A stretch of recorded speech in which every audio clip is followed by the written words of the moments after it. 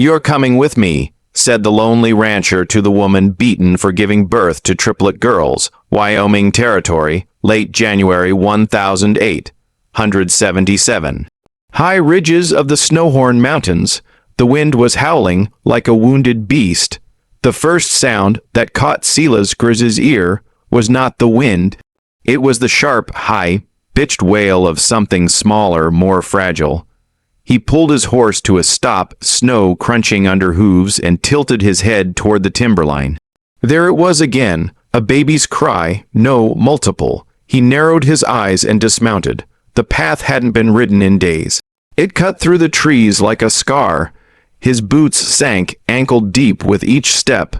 He led his horse by the reins, listening, his breath visible in sharp puffs. The sound grew louder as he approached a clearing near an old fence post, half rotted and half buried in snow.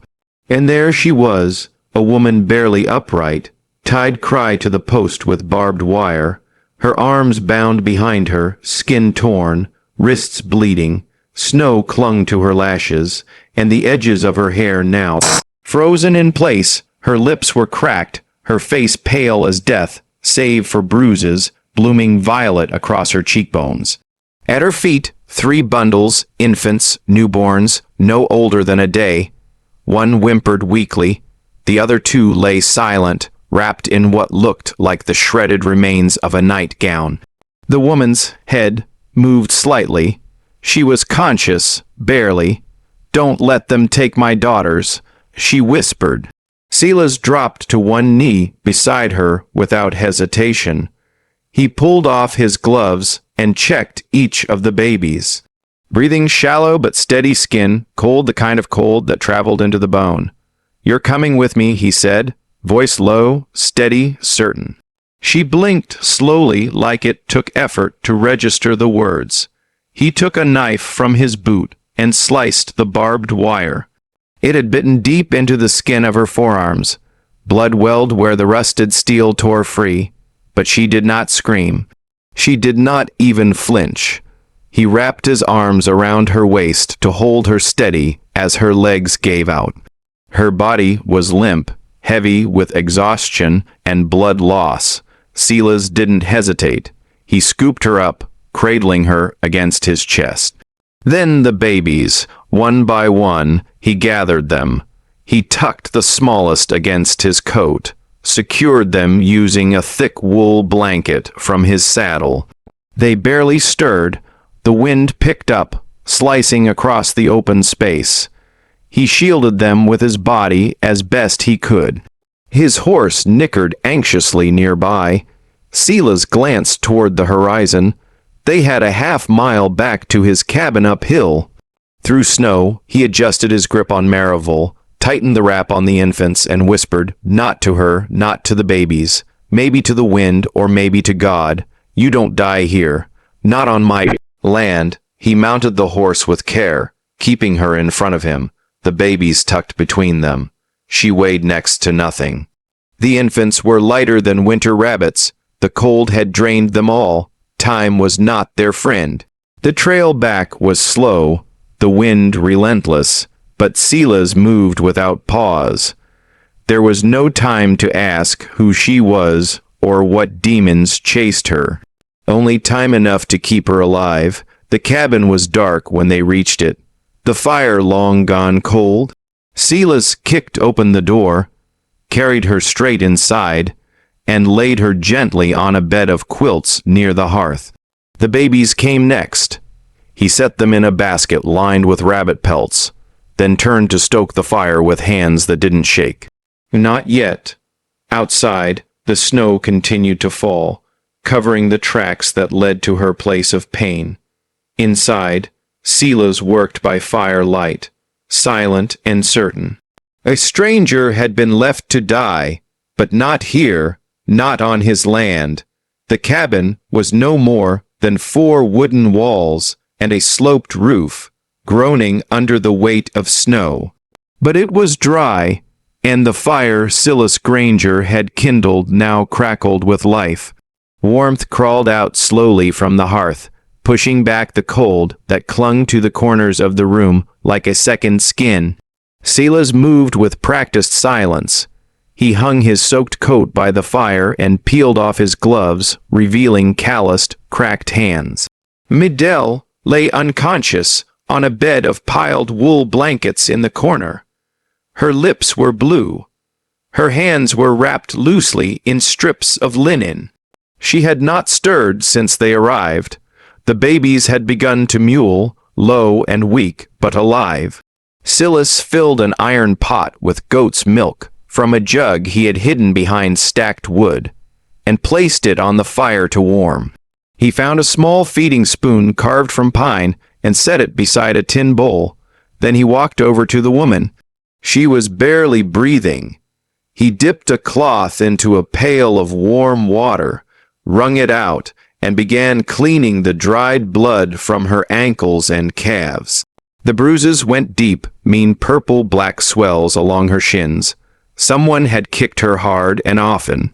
Her knees were scraped raw. He worked gently, dipping, wiping, covering her legs again with the edge of the blanket. She did not wake. Her breathing was shallow, but even. When the milk warmed, he scooped some into the tin bowl and tested it on the back of his hand. Still too hot, he waited, watching the smallest baby, who had started to cry in earnest now, thin, urgent whimpers. He crouched beside the makeshift cradle and reached in. The infant's skin was warm again. That was a good sign. Silas used the spoon to feed tiny sips into the girl's mouth. She took it clumsily, then greedily. He did the same with the other two, pausing only to wipe their mouths and tuck the blankets closer around their heads. A faint sound drew his attention from the bed. The woman stirred, her eyelids fluttering like leaves in wind. Her voice was cracked, barely audible. "My name's Marble Quinn." Silas stood and crossed the room in 2 strides. He crouched beside her. "Silas," he said simply. Her lips moved again, but no sound followed. Her gaze slipped from him to the babies who now rested quietly in the fire's glow. One of them sneezed, the smallest. Maribel's eyes flooded with tears, but she did not cry. Not truly, just a silent stream down cracked cheeks. Her body too tired, too broken to sob. Silas rose and walked to the back of the room. From a trunk he pulled out an old fur cloak, thick elk hide lined with rabbit fur. He folded it and brought it to the basket, carefully placing it beneath the sleeping children. It made the cradle warmer, softer. When he looked back, Maribel was watching. He didn't speak. He only gave her a slow nod and returned to the hearth to add more wood. Sparks rose like fireflies and vanished into the cabin's smoke-stained rafters. Time passed quietly. The only sounds were the pop of the fire, the slow wind outside, and the shifting breath of 4 bodies slowly returning from the edge of death. Later, as Silas fed the fire one last time before resting, he heard her voice again, this time firmer, not stronger, but certain. "You didn't leave us," he did not reply. He only sat by the fire, staring into it as the snow howled against the walls, and the cold beyond was held at bay. For now, the storm outside had softened to a hush. Snow still fell, but the wind had died, leaving behind a heavy stillness that wrapped around the cabin like a shroud. Inside the fire glowed low and steady, casting flickers of gold across the rough timber walls. Marble lay propped against folded blankets. Her face had regained some color, though the bruises still bloomed beneath her skin like ink stains. Her voice was hoarse, her throat raw from cold and crying, but she could speak now. Silas sat nearby, sharpening a blade against a wet stone with slow, careful strokes.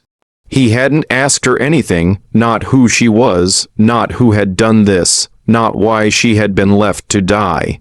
That silence, in its own way, was a kindness.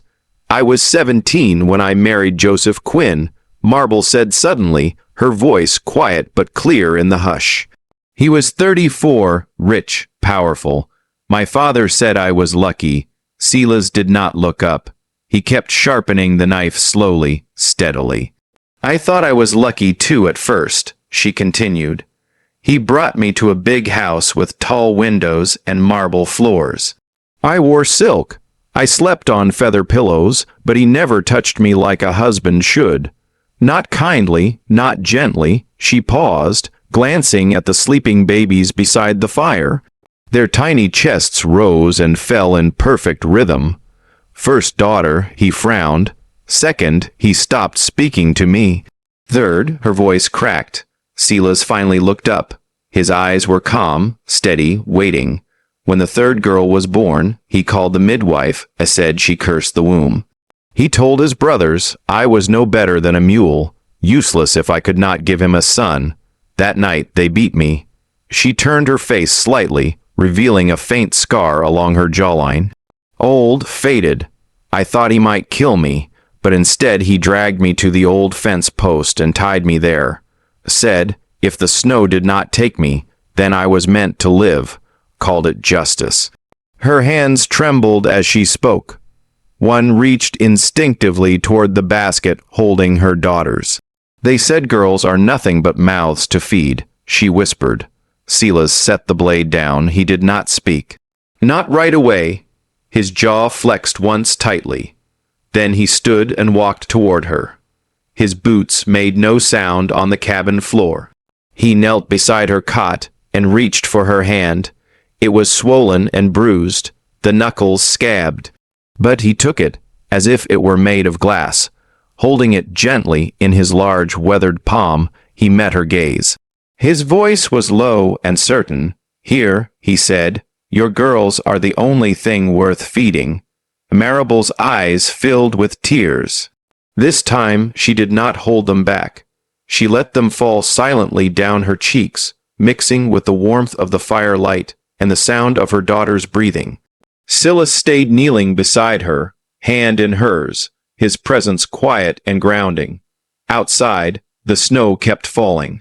But inside that cabin, something had shifted. Not warmth exactly, something deeper, something that looked like the start of a promise. The snow had begun to melt around the edges of the cabin, turning white drifts to gray slush, and revealing patches of frozen earth beneath. The mountains were waking from their long sleep, but with spring came more than thaw. It brought word from the lowlands. It was just after dawn when the knock came. Silas opened the door to find a woman bundled in a green wool shawl, breath fogging in the morning air. Her cheeks were flushed from the ride up the mountain, and her horse tied to a nearby pine. Still twitched from exertion, morning, Silas, she said, her voice clipped and urgent. Hattie, he greeted, stepping aside. Come in. Maribel was sitting near the fire with one of the babies in her arms. The woman gave her a quick glance, then turned to Silas as he shut the door behind her. It's about her, Hattie said. Low, Joseph Quinn's put out word. Silas didn't move. He's telling folks she ran off in a fit, that she's unstable. Says the babies are his by right, and that she's keeping them in secret against the law. Maribel's eyes widened. Her fingers clenched around the infant in her arms. He's hired men, Hattie continued. 4 of them said they're just looking to bring a mother back where she belongs. But the way they ride, it ain't no rescue party. Silas nodded once. That was all. Hattie looked between them. I rode up soon as I heard. They'll find this place, and when they do, they won't take her, Silas said. Maribel looked up at him, something unreadable passing through her gaze. Hattie hesitated, then reached into her coat and pulled out a small leather pouch. Dried lentils, jerky, a flask of spirits, you'll need it. He accepted it with a silent nod. She left not long after. The rest of the day passed in motion. Silas repaired the latch on the rear window. He reinforced the door with a second crossbar and stacked firewood near the hearth, so Marble would not need to venture outside. He moved supplies to the root cellar in case they needed to hide or flee. He did not speak much. He sharpened his hunting knife until its edge gleamed like silver. Then he slid it into the sheath on his belt and kept it there. When night came, they slept lightly. The next morning, the air changed. It was too quiet. Even the birds had hushed. Then came the sound of hooves. 4 sets. Marble clutched her daughters close. Silas opened the cabin door and stepped out. The riders were approaching slowly, their faces half hidden beneath wide, brimmed hats. They reined in a few yards from the front steps. The man in front had a scar down one cheek and a revolver at his side. "Silas Granger," he called out. "We come with claim." Silas said no. "That woman inside is Joseph Quinn's wife. She's his property. We've got every right to retrieve her and them girls." Silas stood still, arms loose at his sides, unarmed. He didn't move. His voice was calm, clear. "She was never his, and she sure as hell ain't yours." The man sneered. "You think this is over, mountain man?" Silas didn't blink. "You want to test that? Come back and try." The 4 riders stared at him in silence for a beat too long. Then the lead one tugged on his reins. "Let's go," he barked. "Not worth it today." They rode off without another word, snow spraying behind them, but their eyes had promised return. Silas stood at the threshold for a long time after they vanished. Inside, Marble exhaled slowly, still clutching her daughters. Her heart a thunder in her chest. They were safe for now, but the shadows from the lowlands were not done reaching up the mountain. Not yet. Spring unfurled slowly across the mountainside, softening the snowpack and coaxing green buds from bare branches. The days stretched longer, and the cabin, once a refuge against death's chill, began to feel almost like a home. Marble moved with quiet purpose now. Her steps no longer staggered. She no longer flinched when the wind blew, or when wood cracked beneath the fire. She had taken to cooking small meals over the hearth. Simple things, stew made from pine roots, wild onions, and whatever Silas brought back from the woods. Sometimes wild mushrooms, sometimes rabbit, once a wild turkey, more often grouse. The 3 babies, Eloise, Ruth, and June, grew stronger by the week. Their cheeks plumped. Their cries grew louder than sweeter, like birds just learning how to sing. They slept in a row of soft nests fashioned from coyote pelts and hay, lined with pieces of an old quilt Silas had never used until now. Mornings were the quietest. Marble would rise before the sun, tend to the fire, check the girls. Silas would already be gone out hunting or checking traps. He never left a note, but always returned. Their conversation stayed sparse, not cold, just gentle, like 2 people learning the language of each other's silence. He never asked about the past again. She never spoke of it. The words had been buried like bones beneath the frost. They both knew there was no fixing what had been done, only surviving what remained. Still, small comforts began to take root. One afternoon, Marable found Silas at the workbench outside the cabin. His coat was off. The sleeves of his flannel shirt were rolled up, revealing weathered forearms. He held a carving knife and a thin plank of cedar. She watched in silence as he worked, whittling each piece with quiet precision. He did not look up, but he knew she was there. Later that night, she saw what he had made. 3 wooden plaques, each no longer than a handspan, hung above the baby's resting place. They bore 3 names in neat carved script: Eloise, Ruth, June. Each letter had been carefully smoothed, the wood oiled so that it caught the fire light. Marble pressed her fingers to her mouth to keep from crying. No one, not even her own kin, had ever carved her daughters' names into anything permanent. Now they hung over their heads like prayers. The days turned gold and green. Marble began to sing to the girls in the evenings. Soft lullabies she remembered from childhood. Songs her mother used to hum while braiding her hair. Silas would sit by the door. His long frame leaned against the jamb, sharpening tools or polishing his rifle, always listening. One evening, the wind shifted. Rain was coming. The air smelled of soil and pine. Marabar was stirring a pot over the fire, humming beneath her breath. Silas sat near by, cleaning a pair of rabbit pelts. Without turning, without meaning to plan the moment, she spoke his name. Not just his first, but the full weight of it. Silas Granger. The room stilled. He turned to her slowly. His hands stopped moving.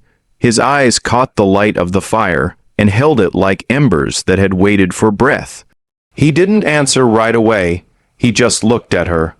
Really looked, as if hearing his name from her lips had changed something inside him.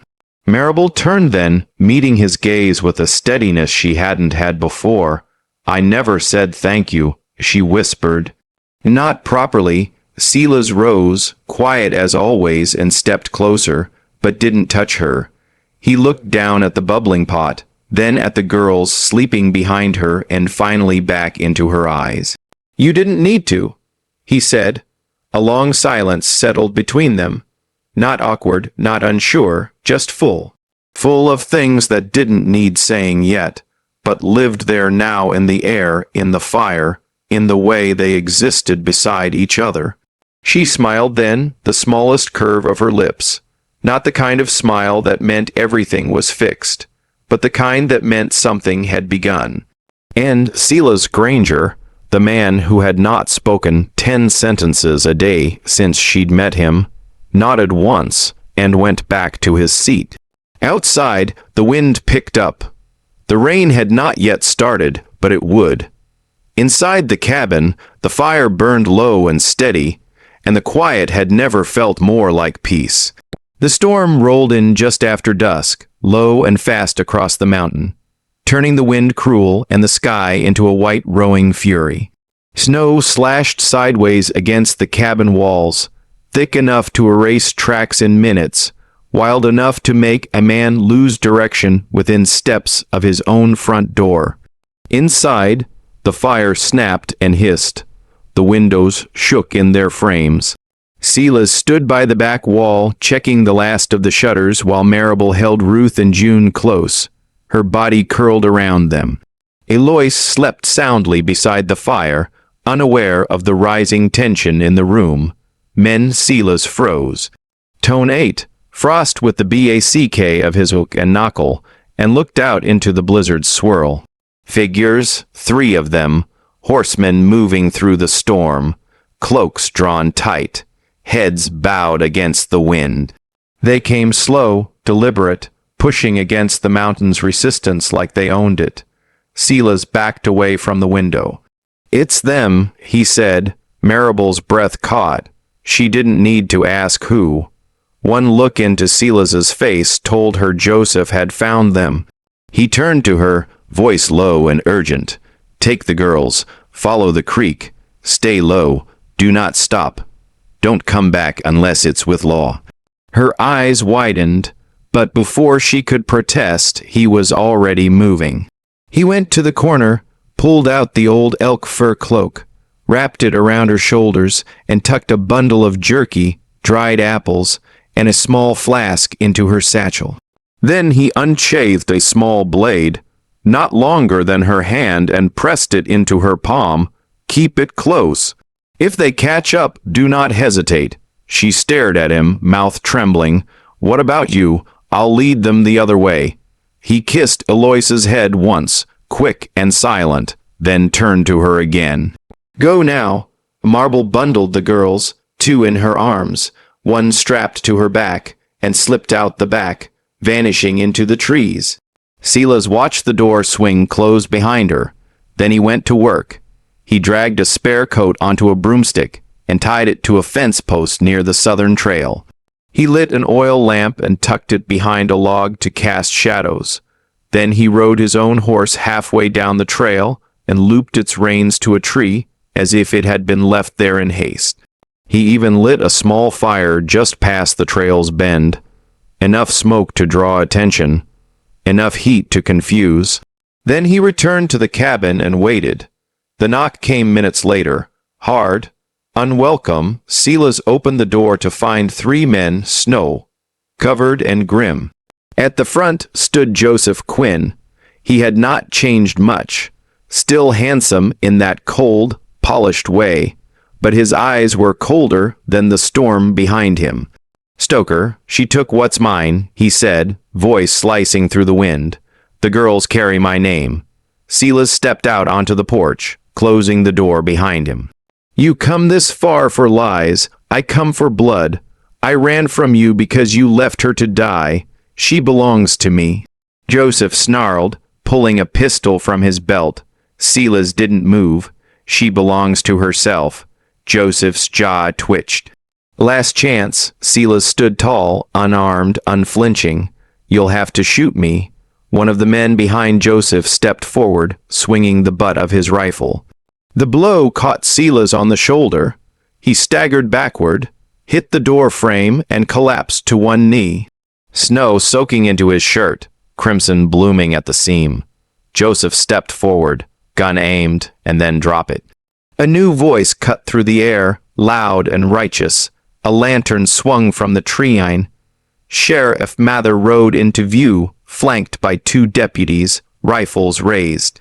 Joseph turned just in time to see Marable step out of the woods behind them, her cloak torn, face streaked with snow and resolve. "Tell them what you did," she said, voice hard, "or I will." Joseph froze. The sheriff's horse snorted. "Arrest him," Mather ordered. Usef dropped the gun. The deputies dismounted and cuffed all 3 men, dragging them off through the snow. Joseph's protests were thin, his voice cracked by disbelief. Marable rushed to Silas, who was still slumped against the door, blood dripping from his shoulder into the snow. She dropped beside him, eyes full of tears but not panic. "You're not dying," she said. "You hear me?" He grunted, breath ragged, not planning on it. "Good." She reached to press her hand against the wound, stopping the blood. "Because I am not going to bury the only man who stood between us and hell." Silas blinked up at her. Then, despite the pain, he smiled. "Knew you'd come back." Spring crept back into the valley with wild flowers pushing through thawed earth and robins singing from pine branches. The storm had passed, and the worst of the wounds had begun to heal on skin, in memory, and between 2 people who had nearly lost everything. Silas's shoulder mended slowly. Marble helped him bandage it each day with calm, steady hands. He never complained.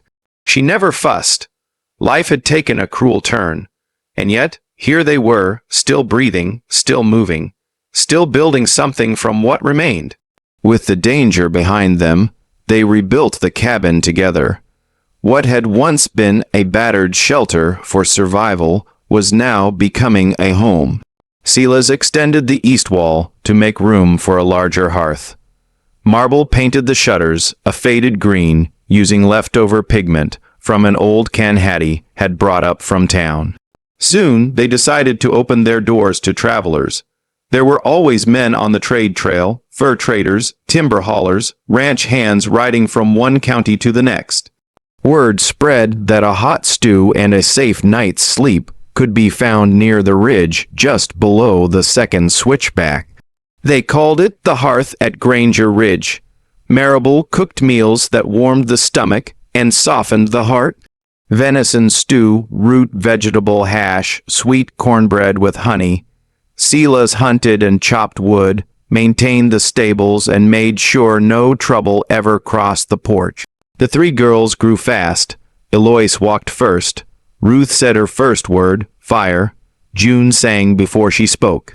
Guests came and went, and with each passing day, laughter began to echo more often inside the cabin.